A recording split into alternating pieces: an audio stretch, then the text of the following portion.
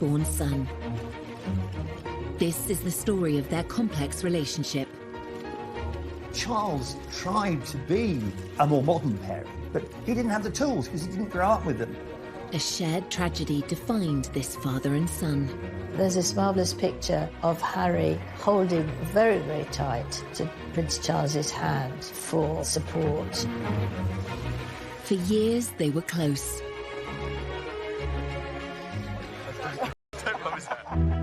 Until a shocking interview exposed the cracks in their relationship. Trapped within the system, like the rest of my family are. These are seismic statements to make. Charles Hughes felt very exposed by his son. Tonight, royal insiders explain how this relationship fell apart. He said it was the most terrible thing to make William and I walk behind our mother's coffin. It should not have been allowed. The damage is done. The relationship that I knew can never be like that again. Prince Philip's funeral was an opportunity for reconciliation, but what really happened? I think you could see clearly at the funeral how emotional Prince Charles was. Part of that was the problems with his relationship with Harry. And what lasting effect will this royal rift have on the House of Windsor? Of course, Harry wants to protect his wife, but is it at the expense of bringing down his own family? Tonight we ask, will Charles and Harry ever repair their damaged relationship? There's no doubt the gulf between Charles and Harry has widened considerably. It will be very difficult to bridge that divide in future. I can't see how they can do it.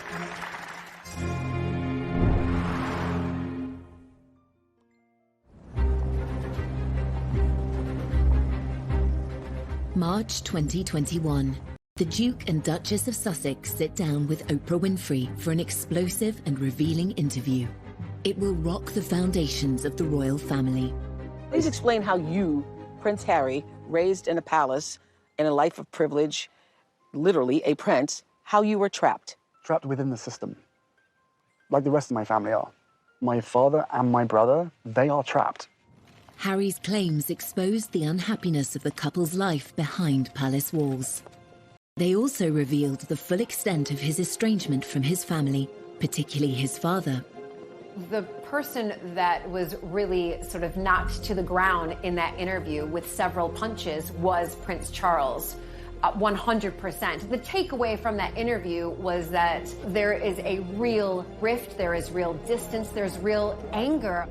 You could see that it was, but at the same time he wanted to. He wanted to get a message through that he has struggled deeply with what's been going on, and there are definite fractures in the relationship.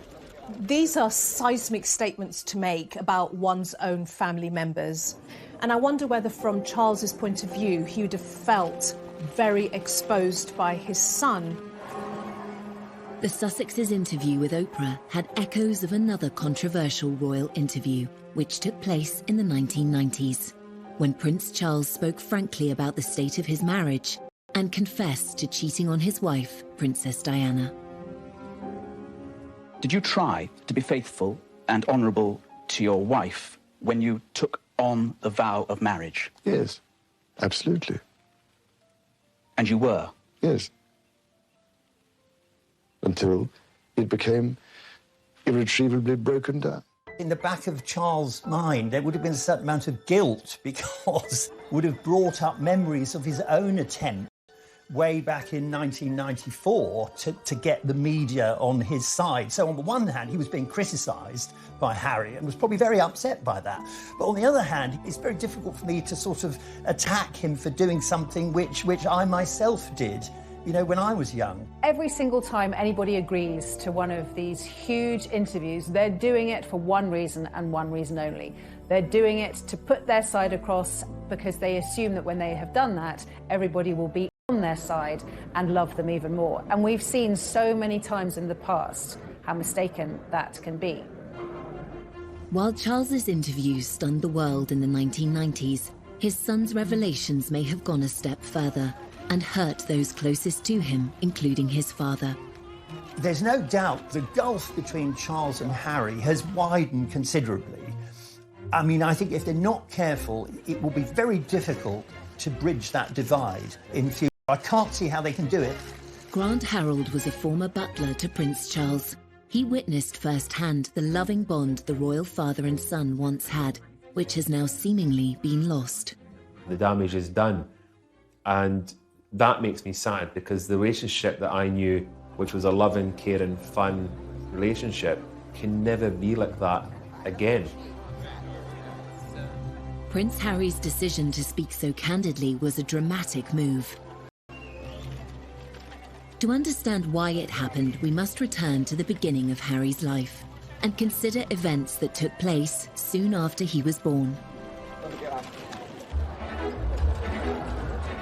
15th of September 1984. Well-wishers around the world celebrated the birth. He was known to his family as Harry, and his father was acknowledged in his full given name, Henry Charles Albert David Windsor. At the christening, they were both looking incredibly happy. William was a tearaway, he was running around like mad, but Harry was quiet and peaceful. In public, Charles and Diana were delighted by Harry's arrival. But in private, they're said to have clashed over how to raise their sons. Diana wanted them to experience the real world with a degree of freedom, a concept that Charles may have struggled with. Diana would, take them to what became a favourite with Bill Wyman, the Rolling Stones' Sticky Fingers in Kensington Church Street. The Prince had a slight problem with it, because I remember once when they came back, there was this look of horror across the Prince's face, because he couldn't actually work out why, with a brigade of good chefs at Kensington Palace, Diana would have to take them for a burger. Prince Charles tried hard to be close to his sons, but the formality of his own royal upbringing meant he wasn't the hands-on parent that Diana was. Charles didn't receive any parenting.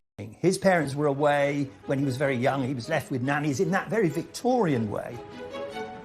Granny was christened in this. And although Charles tried to be a more modern parent, he didn't have the tools because he didn't grow up with them. Looks remarkably well despite it. Some say that Charles's reserved parenting style made him a distant presence in Prince Harry's life. Although Charles is very sensitive and very caring, he never really could show it in the same way as Diana.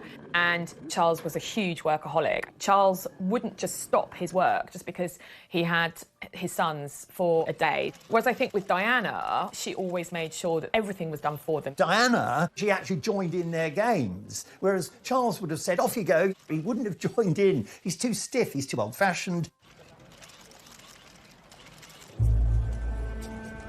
Charles and Harry's relationship was already strained, but then the family suffered the ultimate tragedy, and decisions would be made that would affect their father and son bond forever. He said it was the most terrible thing to make William and I walk behind our mother's coffin. It should not have been allowed.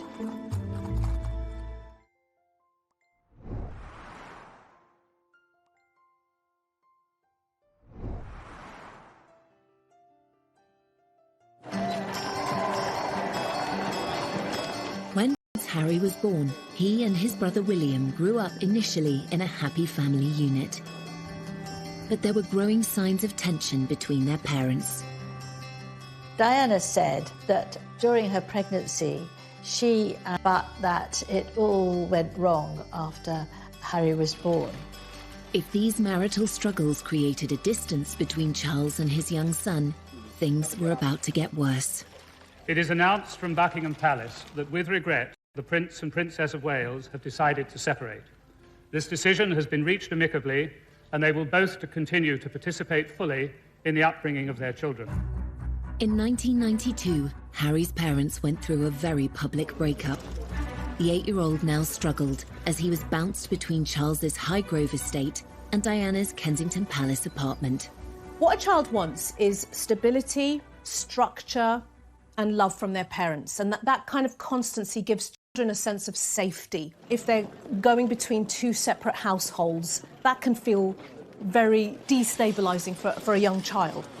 So suddenly Prince Harry was shuttling between the more relaxed, much more familiar household of Princess Diana and then the more dutiful, strict, timetabled household of Prince Charles. There was this sort of natural gravitation towards Diana, simply because Diana was the provider of the fun things that boys at that age actually wanted. Charles, interesting enough, acknowledged that William and Harry were both happier and engaged when in the company of their mother. And in that respect, one has to applaud the Prince of Wales, because he could see that his children were happier in those early days with their mother rather than him.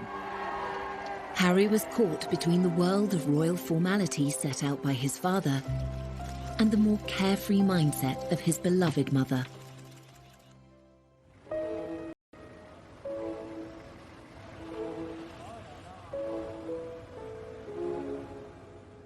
We have reports from Paris that Diana, Princess of Wales, has been killed in a car accident.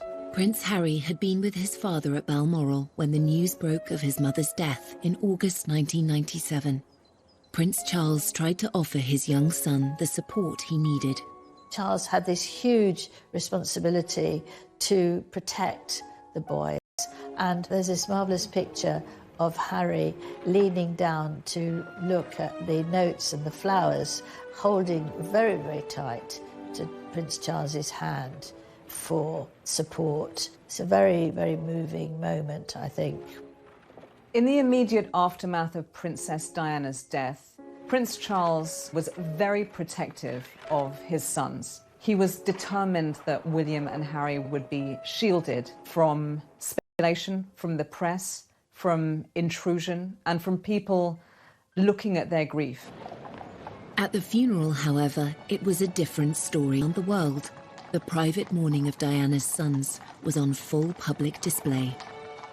Princess Diana's funeral was one of the, and I say this as someone who was there, it was one of the most extraordinary things, I think, in the last century. It was a sort of maelstrom of grief, of astonishment, public display. Well, in the middle of all this vast sea of passion and emotion and public mourning, was a little boy. What we saw was the boys taking on the duty role. We see them doing their job, walking behind their mother's coffin. It is a deeply personal loss.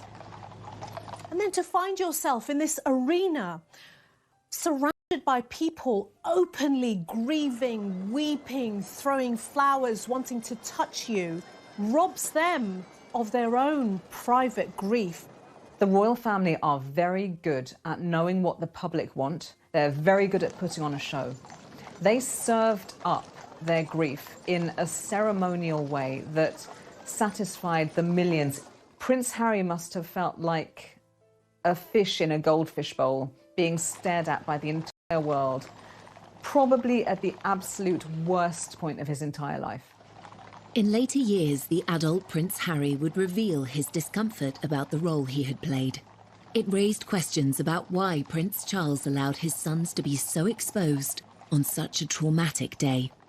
I went to Kensington Palace and for an interview with Prince Harry, and we were making sort of polite-ish conversation, and he suddenly stopped, was very silent, and then he said, "It was the most terrible thing to make William and I walk behind our mother's coffin.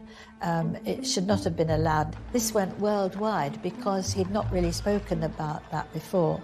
And looking back on that terrible, tragic day, you realise that he was absolutely right. Clearly, it was a traumatic moment for him. Clearly, it's something he wouldn't make any child do himself. Clearly, he remembers it.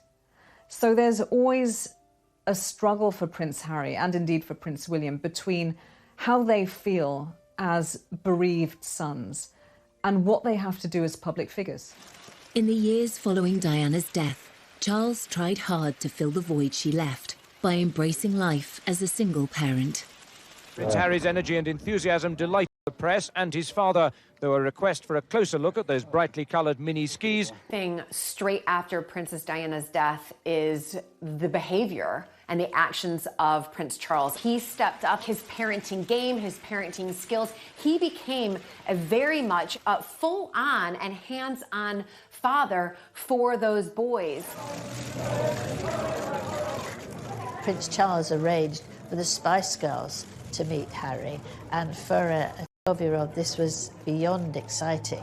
And they were very nice to him, they cuddled him, they had lots of pictures, and he said to his dad afterwards that it's, you know, one of the best days of my life meeting them. So he did try, although he might seem to be a bit square, the Spice Girls at the time were all the thing, and he did try and do something that would please Harry and give him a few moments of happiness. Charles made enormous efforts to do a lot more for the boys, to spend more time with them, to go to various events with them, and that was all to the good. I think that worked very well. Following the breakdown of his marriage to Diana, Charles's standing with the public had been at an all-time low. Just a few years later, he was becoming a hit with the world's media. Charles was under so much pressure. He'd been criticised so much through the disintegration of his marriage to Diana. He was very self-consciously promoting this idea of him as being close to the two boys. This was really to try and overturn the earlier image of him as cold and aloof, while Diana was warm and fun. Oh. What? No, I wouldn't do that. I remember the footage from the skiing trip, and it looks adorable. And then you've got dozens, if not hundreds, of official world's media photographing them and lobbing questions at them. My arms aren't long enough to get around there. And making sure that all those lovely father and son smiles are captured. Don't promise that. There's always been a huge desire from the press to have photos of Charles and Harry and William. Charles's attitude was very much give them a bit of what they want and then they'll leave us alone. But I'm not sure that Harry was ever as comfortable with that. Unknown by the media, the young Prince Harry's frustrations with royal life were growing. This was compounded by the death of his mother, whom he believed had been hounded by the press. When Princess Diana died, Harry was only 12. As time passed, of course, you're going to start questioning, why did she die? Who caused the death? And we can see that from Harry, that he does absolutely blame the press. And it's something that has really, fast forward a few years later, that's when we really start to see Harry, in a sense, acting out, but who can blame him? As Harry grew from a vulnerable young prince mourning his mother into a rebellious teenager, stories of his nighttime escapades became regular front-page news. Harry's teens, by his own admission, were a very troubled time for him. Smoking and drinking too much, getting into trouble at school, cries for attention. It was one thing after another. They still me and I still read them. Why, I do not know, but I have to read them just for peace of mind, just to know what they've written and to see who wrote it and see who took the photographs, you know, write that down for later. When I was there, it was very much the days of when Harry was kind of called the kind of party prince. I remember on occasions, like on a Sunday morning, there'd be whatever Harry'd been up to the night before would be in the press. And then, obviously, I'd see him and I'd say to him, well, you had a good night then, kind of thing. And I'd have a laugh. And luckily, he would have a chuckle and he would go, maybe, you know, kind of thing. In 2002, newspapers revealed Harry had been caught smoking drugs and drinking underage in pubs near his father's home, Highgrove in Gloucestershire. For Charles, this was one misdemeanour too many. He sent his son for a day's visit to a drug rehabilitation centre. The palace viewed this with alarm. I mean, I think they always do, because anything that's out of control inevitably is damaging, especially for Charles, because it reflected badly on him as a parent. Prince Charles has got a lot of support today, not least because this is a situation that thousands of parents in Britain have faced. He insisted Harry should visit a drug rehabilitation centre. I think the idea was that it would give him a shock. He would go there and see, you know, what it was like if you allowed drugs to sort of take over your life. I suspect Prince Charles did that because in the eyes of the public, that's what the public wanted to see or felt that he should do. But at the end of the day, you know, there's a lot of, rebellious children who in normal families will do a little bit of underage drinking. So I think it's what do we need to show the public that we're doing in order to sort of hone in this behavior. Did this attempt at intervention by Prince Charles offer his son the support he really needed? I wonder whether, if that's the case, Harry would have felt, shortchanged. What I really need, Dad, is a lot of love, attention, structure. I need more face-to-face time with you because I'm struggling. This is a cry for help. I need you as my parent to step in and help me. So there might have been some tension around what was happening at this point in time. This would not be the last time Prince Charles would need to step in and make a critical decision in his son. Of Charles, the father, doing something that Harry, the son, didn't like.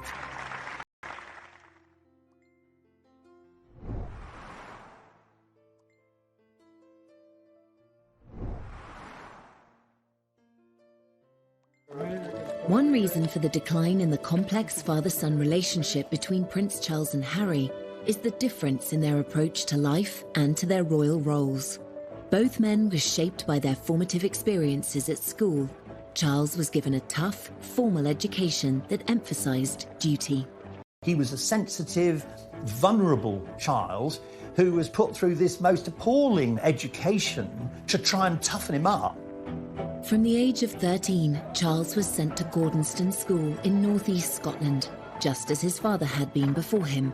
But the tough regime was ill-suited to the sensitive prince. Prince Charles called it Colditz in kilts, and like a prison sentence. It just wasn't for him.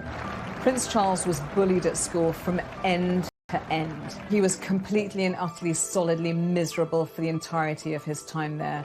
By contrast, Harry's school days at Eton were more sedate. Not as academic as his father, he was certainly more popular.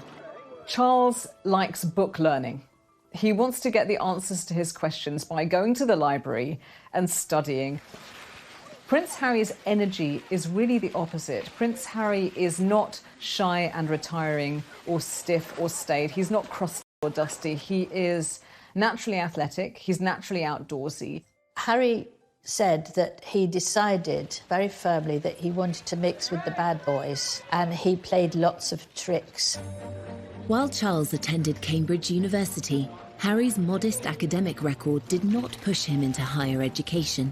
Yet both father and son spent time in the armed forces, developing their sense of duty. Exams never been my favourite, and I always knew that I was going to find it harder than people, but I'm through that now, and finally got hands-on to a job that I absolutely adore. It is still hard work, but I'm better than William, so it's fine. Yeah. Going into the military is actually quite traditional for male members of the royal family. You do your stint in the military. It's a very 18th century idea. Prince Charles and Prince William did their years in the military, but they didn't make it their identity. As heirs to the throne, Charles and William have special roles. Whereas Harry saw in the armed forces an opportunity to create his own identity and purpose. If they said, no, you can't go frontline, then I wouldn't drag my sorry ass through Sandhurst. He could forget about himself as a royal. He could forget about the press intrusion. It was as if his army experience gave him what the colleagues loved him. They barely can even think of him as sort of a prince. He's just Harry to them. He's one of them. Even as Harry's service career thrived, the interest shown by the press was growing intense. His father tried to help. At that point, Harry was third in line to the throne, so a massive target for any enemy to want to take him out. The first time was under absolute secrecy, and Charles was very much involved in that. And he spoke to the MOD, he spoke to the head of the army, and they all came up with this plan to deploy him, but to keep everything secret, so no one knew. When he was deployed to the front line in Helmand in December 2007, even his butler was unaware. When he went to Afghanistan, that was extraordinary. I mean, at that point, I thought we knew where they were. We didn't know. It didn't stay a secret for long. The prince on the front line, Harry on active service in Afghanistan. He's been secretly deployed for 10 weeks, fighting shoulder to shoulder with his fellow soldiers in the war against the Taliban. Prince Harry's return became inevitable as soon as a news blackout of his presence in the country was broken by the foreign press. The Taliban made it clear that they would make extra efforts to either kill or capture the royal prince. For his own protection and for all the soldiers around him, had to fly back very quickly after only 10 weeks, and he was utterly devastated. He was furious. This was the happiest time of his life, the time when he felt he really belonged and was making a difference and was on a career path that suited him and that he could make the most out of and make a real difference. And again, he blamed the press. Every time he's trying to be himself, whether that's as a soldier or a young guy that wants to smoke a joint and hang out with his friends, the press gets onto it, and that's another thing he just can't do. I think that came next to losing his mother, really, that he'd lost what he loved to do and where he loved to be, and what was there left for him. Harry seemed to hold the press responsible for his mother's death and for the curb on his service career. Then he discovered that his father was involved too. Unfortunate for Charles that he was implicated in the decision to recall his son, because it was another example of Charles the father doing something that Harry the son didn't like. Harry must have been saying, look, here we go again. Are my father and the world's media actually working together? The next one in a long line of emotional betrayals that have come from the people who are really the closest to him. In fact, Charles's involvement in removing Harry from the theatre of conflict was motivated by a desire to protect his son. As a parent, you worry the whole time, but for everybody left behind, it's ghastly. From Charles's point of view, as a parent, he would have been in protection mode, and as the son, he would have been, trust me, I know what I'm doing, don't interfere. So typically that would have brought its own internal tensions between father and the son. Harry is aware that his father loves him and wants to do his best for him, but then these other things all intrude and slightly poison the atmosphere. Because Charles obviously felt we have to do the right thing here. Harry's idea of the right thing was very different. It's obviously a great relief, as far as I'm concerned, to see him home in one piece. Eventually, father and son buried the hatchet. Harry's recall from Afghanistan inspired him to take on a new role, and one that would make his father proud. That was a pivotal moment, probably one of the most significant days in Harry's life, because on that plane that brought him back was a dead soldier. I thought there was a coffin on the plane, and there were 2 or 3 British soldiers returning who'd lost limbs. And it was very soon after this that Harry set up the Invictus Games. In 2014, Harry played a pivotal role in organising the Invictus Games, which today involves 500 competitors from across 20 nations. For Prince Harry, the army is where the heart is. He's long been a champion for wounded service personnel, and today he was playing sitting volleyball, one of the sports at the Invictus Games. Harry's dedication to celebrating the bravery of wounded service personnel was all too clear from his speech at the Games opening ceremony. The admiration I have for these men and women to move beyond their injuries is limitless. Your stories move, inspire, and humble us. You prove that anything is possible if you have the will. Welcome to the Games. Welcome to Invictus.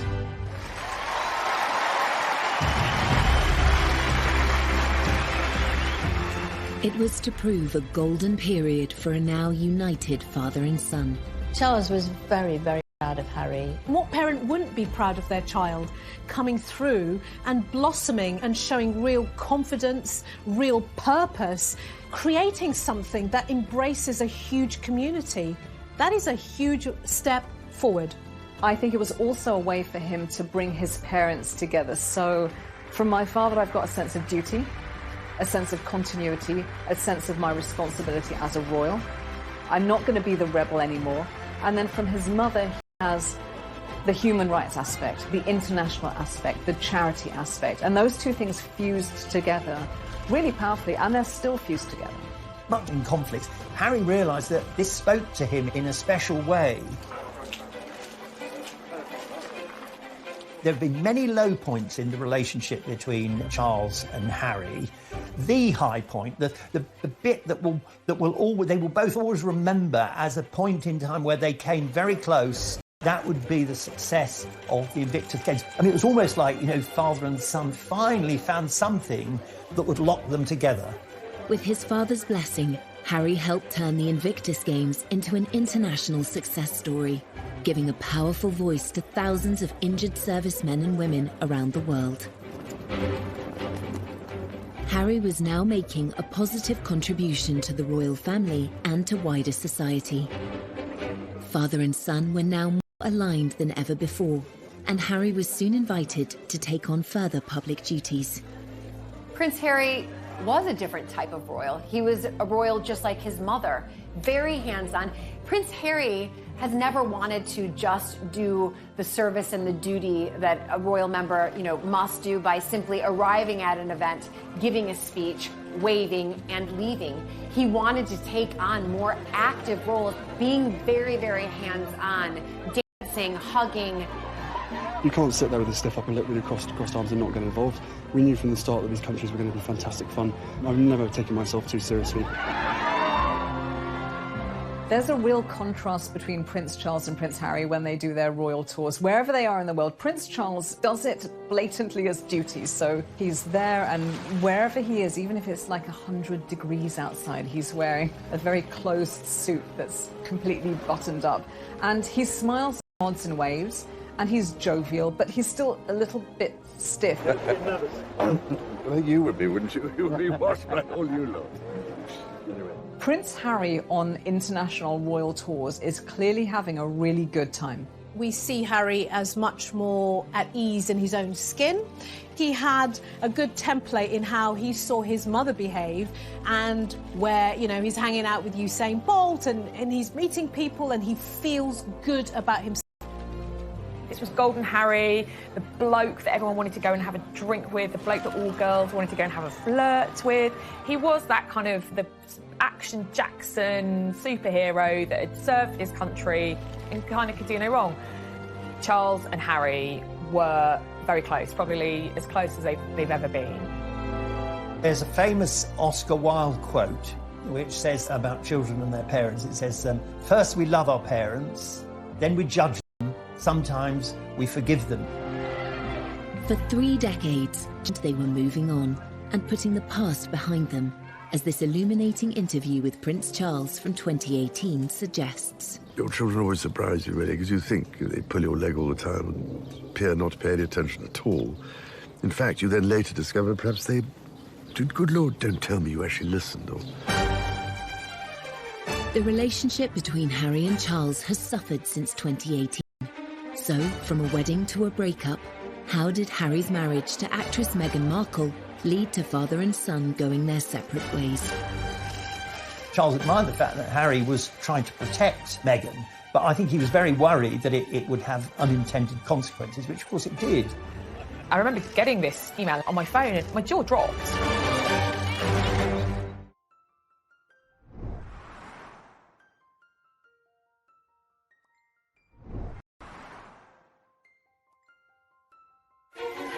Royal history shows that affairs of the heart often clash with responsibilities of the role.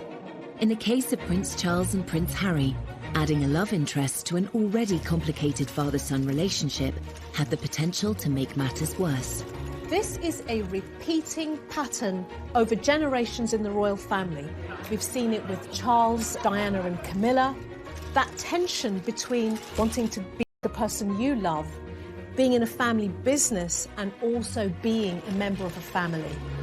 Harry was just 10 years old when his father shocked the world and described the tensions in his marriage to Princess Diana, as well as his own adultery, in a frank TV interview.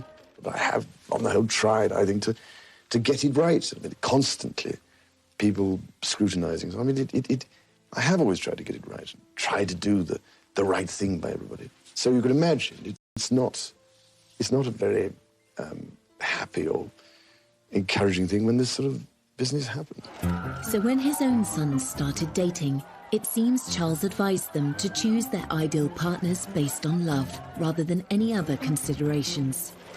Prince Charles believed that, unlike what happened to him, where he was almost forced into a marriage and the wife had to be a virgin, he was determined that Prince Harry Prince William could find someone who they loved and who they wanted to marry. Harry had two big previous relationships before Meghan, so Chelsea Davy and, of course, Cressida Bonas.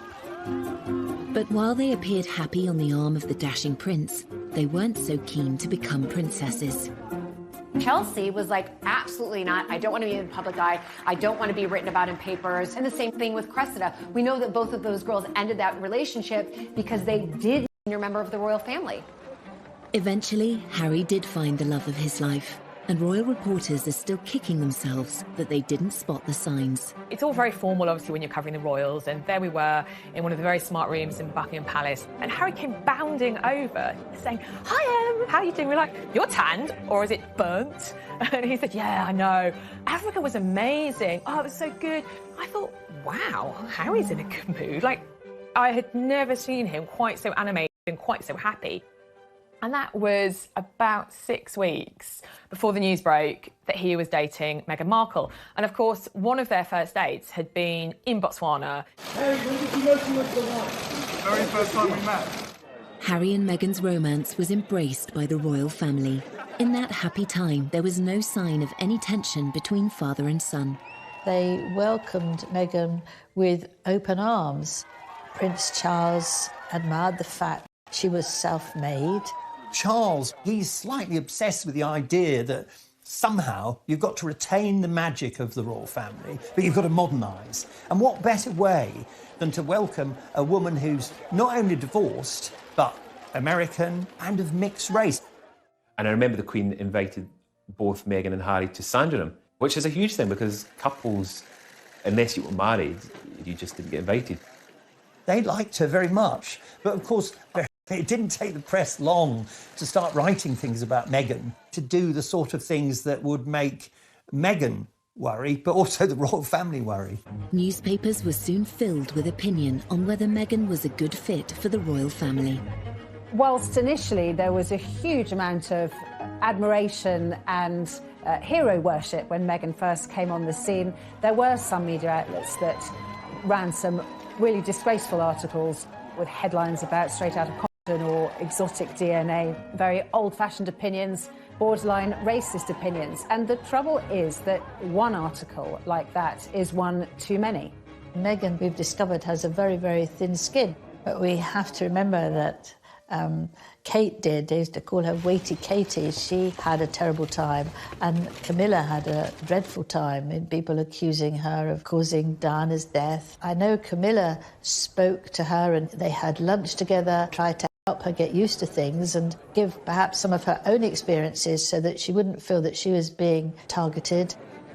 The royal family may have been reassuring Meghan behind the scenes, but it's their standard practice not to complain in public about press treatment.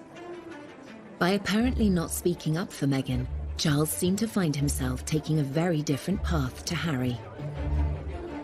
Statements, these underlying racial tones need to stop. I remember getting this on my phone and my jaw dropped, actually, because press statements from members of the royal family are normally really bland and really boring. I mean, this was Harry. Anger. The anger was leaping off the page with his words and the tone. This was an unprecedented move, really just instructing the press to back off and leave Meghan alone. Charles admired the fact that Harry was trying to protect Meghan, but I think he was very worried that it would have unintended consequences, which of course it did. Handling the press is like handling gelignite. You know, it's almost impossible to do it safely. Despite Harry's insistence on tackling the press, his relationship with his father appeared stronger than ever.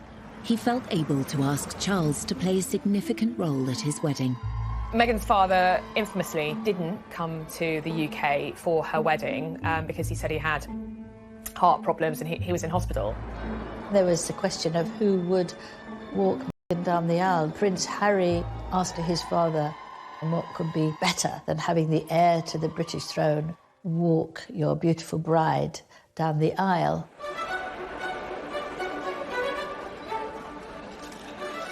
He proffered his arm, she took it. He said, "You look lovely." She said, "Thank you." And they process up to the altar and there's Harry. And he turns to Charles and he says, "Thanks, Pa." It's such a touching moment between father and son. He's so proud of his soon-to-be wife, but also so proud of his father, literally welcoming Meghan into the royal family in such a kind way. This was a very important symbolic act in terms of optics, that, you know, Meghan is now part of our royal family. A marriage is when two families come together. It's not when two individuals come together. In this case, it's also when two different mindsets, two different worlds come together. The harmony of that happy wedding would soon be strained by revelations in the press. It immediately took a turn for the worse, with reports coming out that she made Kate cry, how she is demanding and pushy. You've got elements of people within their household quitting. You're almost to the point, like, what's true, what's not true, but certainly these can't all be untrue, can they? I personally began to see the wheels coming off. Harry was absolutely furious at the leaks, at what was being written. Everyone who knows anything about the press, the more angry you get, the bigger the story. The only way to do it is simply to ignore the press. And of course, Harry was never going to do that. For Harry, years earlier, as he pointed out in the documentary, Harry and Meghan, An African Journey. And part of any job, like everybody, means putting on a brave face and turning a cheek to a lot of the stuff. But again, for me and for my wife, you know, of course there's a lot of stuff that hurts, especially when the majority of it is untrue. I will not be bullied into playing a game that killed my mum. So I will always protect my family, and now I have a family to protect.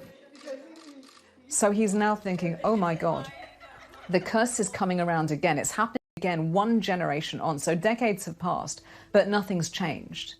Everything that she went through and what happened to her is incredibly raw every single day. And that's not me being paranoid, that's just me not wanting a repeat of the past. Harry's perception is that his mother wasn't protected. She wasn't safe when she died. She was being pursued by the paparazzi. She didn't have the security detail that she deserved. If only she'd had what she needed, she may have made it. If Harry harboured a belief that Charles could have done more to protect Diana, resentment would certainly have resurfaced when his father chose not to defend Meghan publicly.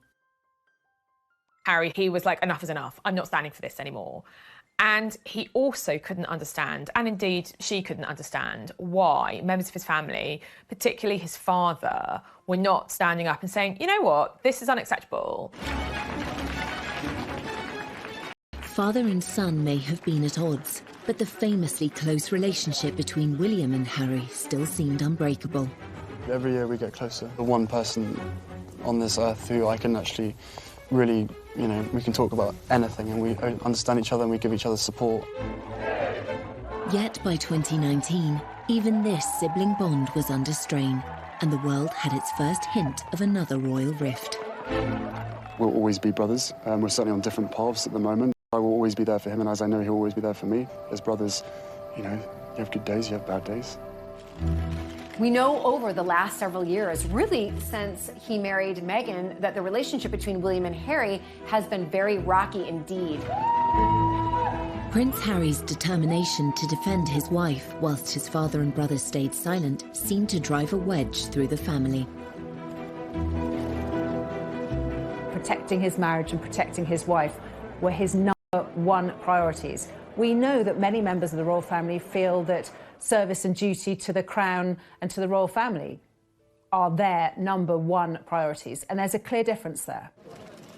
It's sad for me because when I was... And then came a bombshell revelation that would lead to the biggest split in the royal family for 80 years. Can you put up with this? Was it surprising to them? Probably not. Were they happy about it? Definitely not.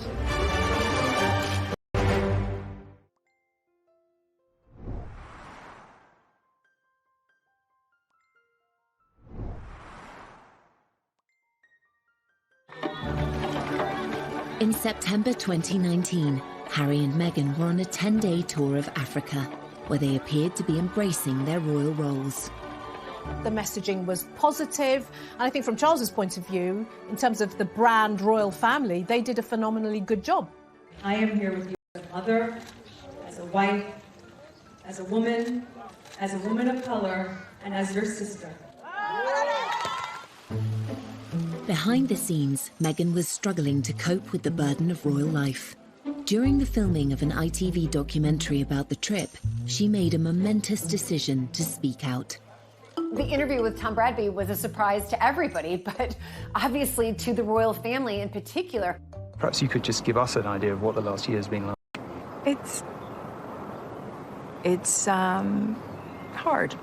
Thank you for asking, because not many people have asked if I'm okay. But it's a very real thing to be going through behind the scenes. And the answer is, would it be fair to say not really okay? As in, it's really been a struggle? Yes. That interview was pivotal, and certainly with hindsight, you can see that something changed at that minute. That would have been a dig at the royal family. And I think that was definitely eye-opening to everybody around the world, saying, okay, something's going on here with the royal family. I think it was clear from that interview on that alarm bells were starting to ring for Prince Charles about what path Harry and Meghan were going down and where it was going to end. Finally, the tensions between Harry and Charles reached breaking point. 3 months after Harry and Meghan returned from their tour, it was announced that they would step down as senior members of the royal family. In the run-up to Harry and Meghan leaving royal duties and then leaving the country, there were frantic conversations. I think Charles was desperate for his son not to do anything rash.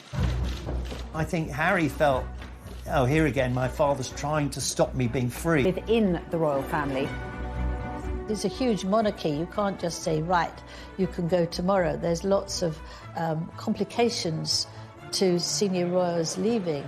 And the Queen and Prince Charles were working out how to do this. Harry then published an announcement on his Instagram page, sparking a worldwide media frenzy. We had Harry announcing, that he wanted to step back, the Queen responding. The Queen shouldn't be responding, it should really be the other way around. Pretty much at every stage, they seemed to jump the gun. They seemed to do things out of order, to not follow proper etiquette. I think ultimately that's how the relationship between Harry and Charles broke down. It is one of the biggest constitutional crises to hit the family, because this suddenly saw a massive breakdown in communication between senior members of the family. It was clear there was something seriously wrong. I think Charles was pretty devastated by the departure for a number of reasons. He'd lost a son, he'd been unable to protect that young couple and keep them within the fold and keep them working for the royal family. Prince Charles had committed himself to a life of royal service, but his son was stepping away from his. Inevitably, this created a further divide between them. The motto is almost duty first and all the other stuff follows. Now, when you now live in a world where you start to put your own needs and wants ahead of duty, this is where the tensions arise, because the rest of the family is saying, well, this is a business. Charles knew over the years how unpopular it's been to have the royal family too big, too costly, too many members who nobody's ever heard of. So he wanted to slimline the royal family. So it was no surprise when his son wanted not only to be not a working royal anymore, but to be half in, half out. That was never going to wash. It seems yet again that Harry didn't receive the support he'd hoped for. You've got here the tension between being a parent and also the child's boss. And here's where the boundaries get very blurry and very messy. His withdrawal from royal duty was never going to be easy, but the sacrifice Harry had to make was far greater than he imagined. He has lost his royal titles. He's lost security privileges. He's lost a lot of money and patronage. He lost all of his military appointments, which he worked for 10 years to build up. When Harry first spoke out about the decision, he expressed his disappointment that his family were unable to compromise. It brings me great that it has come to this. Our hope was to continue serving the Queen, the Commonwealth. That wasn't possible. I think he'd find it upsetting because he doesn't just do them because it's duty, it's because he's passionate. He loves these things. For Charles, as with the Queen, the monarchy always comes first. Harry seemed to struggle with this idea. Charles will have known that that was going to damage their relationship, but he will have put what he saw as the greater good of the monarchy and the royal family above his personal relationship with his son. Once again, Charles's silence was deafening, but there was a high price to pay. The rift between father and son was growing, and soon the whole world would know about it. Prince Charles loves Harry, but there comes a time when you have to say enough is enough, and that was it.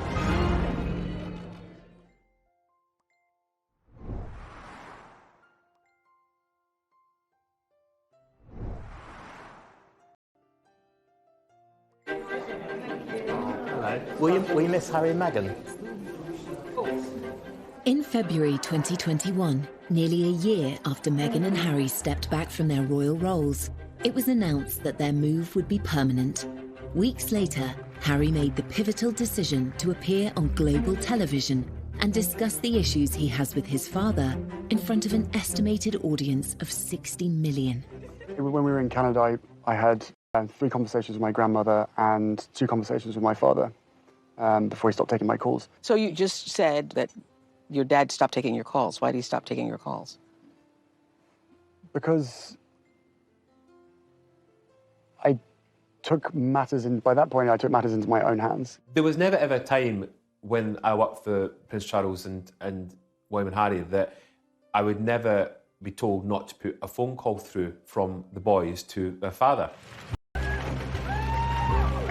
this is how serious it has become, that he doesn't want to answer the calls of his son. We're told the reason that Charles stopped taking his calls because Harry kept asking for more money. Charles is not someone who likes confrontation, so effectively, he just stopped taking his calls. Charles doesn't have a mobile phone, so it is just literally phoning the switchboard and asking to be put through to wherever he is. Prince Charles loves Harry, but there comes a time when you have to say enough is enough, and that was it. And they got back talking on the phone a short while afterwards. Harry also disclosed that Charles had put an end to the private funding he was providing for his son. My family literally cut me off financially, and I had to afford security for us. I suspect it was that bit of the interview which upset Charles the most, that he felt very let down. Before Harry stopped being a working royal, he would have only got about 5% of his income from the sovereign grant. The other 95% would have been from his father's personal wealth and from the Duchy of Cornwall. Charles was paying about £5 million a year for Kate, William, Harry and Meghan. That's a significant amount of money. That money pretty much disappeared when Harry and Meghan moved to Canada and then to the United States. And that's where the problem arises. Harry slightly feels that not giving him the money he wants is not giving him the love he wants. Harry, he's got 30 million, most of it from his mother, but also a considerable amount from Elizabeth, the Queen Mother. So he's not exactly what you would call poor. One issue raised in the interview seemed more sensitive for Harry than any other. On the security element, I never thought that I would have my security removed because I was born into this position and I inherited the risk. So that was a shock to me. Going back to Diana's death, paying for security will be something that Harry feels passionately about, that they need that security, that without that security their lives are in danger. So you can see how this issue is one of great emotion for Harry. Harry's frustration with his father was clear. Could Charles be doing more for his son? They have stepped down. So I think that to justify, again, Prince Charles paying for that security is difficult. Had they stayed in this country as working members, working senior members of the royal family, we'd be in a completely different situation right now. As father-son rifts go, royal status adds unique complications. The public nature of this feud only makes matters worse. But even after Harry's shocking claims, Charles, again, remained silent. Harry knows very well that the Queen, his grandmother, aged nearly 95, and his father, who has followed in her footsteps, believe in the motto, never complain, never explain. So he would know absolutely that they couldn't come back and say what the truth was, or give even their side of the truth. But we know that in private, he let it be known that he felt very let down by the interview. After the interview, Gayle King, who has become a close friend of Harry and Meghan's, she said on her morning show that Harry had spoken to his father and his brother after the interview, but talks have been unproductive, which I think only really added fuel to the fire. William and Charles thought, whatever. The claims that Harry made about his father could have a serious effect on the monarchy, which Charles has worked so hard to protect. It can be damaging. That's the reality. That interview overnight could have changed the public opinion of the family. Of course, Harry wants to protect his family, his wife and his child and his unborn child, but at what expense? Is it at the expense of bringing down his own family, family that he's known for 36 years? In the midst of his many grievances, Harry made an emotional admission to Oprah Winfrey of his hope for a reconciliation. Of course, I will always love him, but there's a lot of hurt that's happened, and I will continue to make it one of my priorities to try and heal that relationship. With the recent passing of the Duke of Edinburgh, could the shared loss in the family become an opportunity? Before the Duke of Edinburgh's funeral, Harry wrote Charles a letter. Charles is a prolific letter writer and actually prefers letter writing to all other methods of communication. And Harry wrote Charles a letter, I think partly apologising for Oprah, but I think wanting to explain. From Harry and Meghan's point of view, they felt that none of the royal family were listening to them. That was partly one of the reasons they had to literally walk away. And of course, at the Duke of Edinburgh's funeral, that was the first time that William and Charles had seen Harry for an entire year.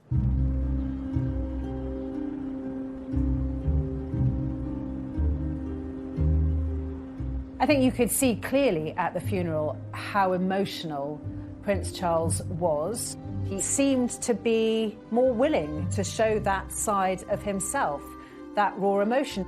And I do wonder if part of that was the problems with his relationship with Harry.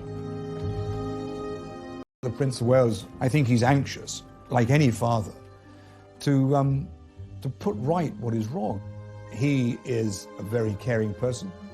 I witnessed that firsthand when I was working with Diana. Whatever protocols he abides by, which he does, of course, he will have an undying desire to make sure that his children are safe and happy. Charles's last-minute decision to break with protocol and have his family leave the chapel walking side by side rather than being driven seemed to be a positive step in rebuilding bridges. I think that this was probably done to try to force some conversation and perhaps repair some of those relationships that we know are not thriving at the moment. We're told Harry and William haven't spoken back up to Windsor Castle, and then the feed cut. And we're told that Charles also spoke to Harry, his younger brother, and to William when they were in the quadrangle of Windsor Castle. But I'm told that, yes, the three of them did talk, and it was kind of baby steps to repairing those fractured relationships. Well, it is often said that funerals are moments of reconciliation, and that is a sight, let's be honest, that many people really wanted to see, not least those in the family themselves. Whether that's just a starting point to fix the relationship will, of course, depend on what happens behind closed doors. After all that's happened, can the bond between Harry and Charles ever be repaired? Emotionally, they seem worlds apart, and I think it's going to take a lot of work from both of them to try and find common ground where they can communicate as father and son. But what I saw from Harry was a lot of deep-rooted pain that may go back quite a long way.